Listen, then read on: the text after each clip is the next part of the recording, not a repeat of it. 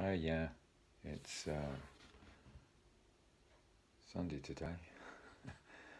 I've got a little time before I go off to church, so I thought I'd do a little reading. I haven't done one for a little while because, to tell you the truth, when I got the news of my old property burning down a few weeks ago, I was sort of quite taken aback, really. But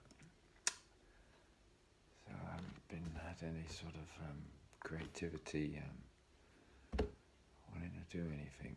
So anyway, forget about that. Look at this. This big curl come up today. Seems to have grown overnight. Look at that. Doink. Doink. It's the first time I've grown my hair for many years. What's left of it. I just wanted to see whether it's still curly, and it is. Yeah. I've got it all tucked around my ears at the moment, so that one doesn't seem to want to go down. Anyway, you don't want to hear about my problems with my hair. Anyway, you might be worse off than me. This is getting higher and higher. I'll have to hire it out one day as someone who wants a bald head with a long curl on the side. Anyway, right, I'm going to read to you from Conversations with God, Book 1 today, because I've been reading out the Bible a lot, and this is God's new words, as I've said before. God speaks to us in many ways. Yeah, it might be the movie you see tomorrow, and you might think, oh, that seems to apply to me or something. Or even what a friend says something to you in passing, and it's God putting those words into us, our little philosophies we could live by. But I just want to tell you about what God says about the Ten Commandments, because I've read this before, and I never thought the Ten Commandments was the God I love and pray to and speak to more or less every day. So I'm just going to start here. There are no such things as the Ten Commandments.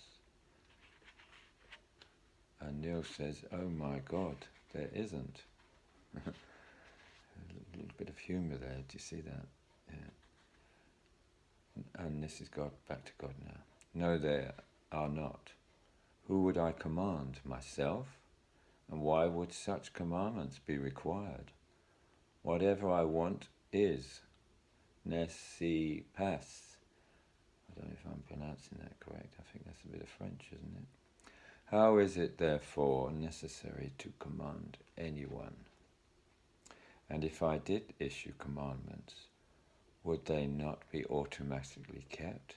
How would I wish something to be so badly that I would command it, and then sit by and watch it not be so? What kind of king would do that? What kind of ruler?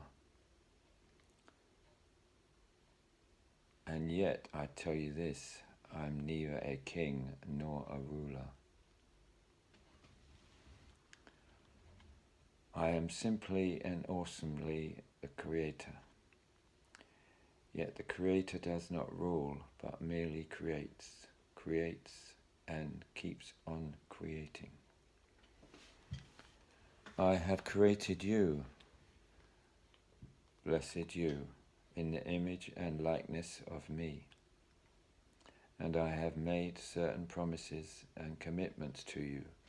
I have told you in plain language how it will be with you when you become as one with me.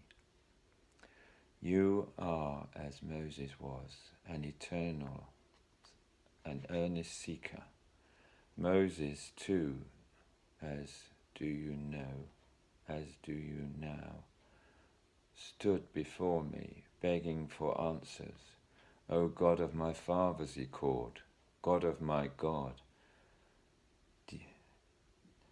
deign to show me, give me a sign that I may tell my people. How can we know that we are chosen?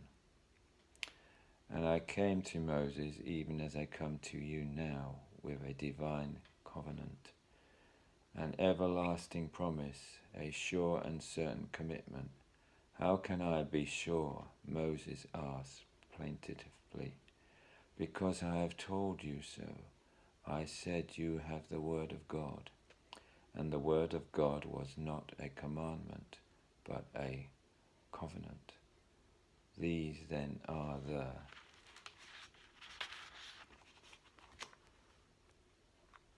Ten Commitments. God really likes to call them, yeah. Doesn't want to command anybody. I mean, we'd be living under some sort of dictatorship, wouldn't we? So it wouldn't work as he wants it to work. He wants us to love him. He is the God of love.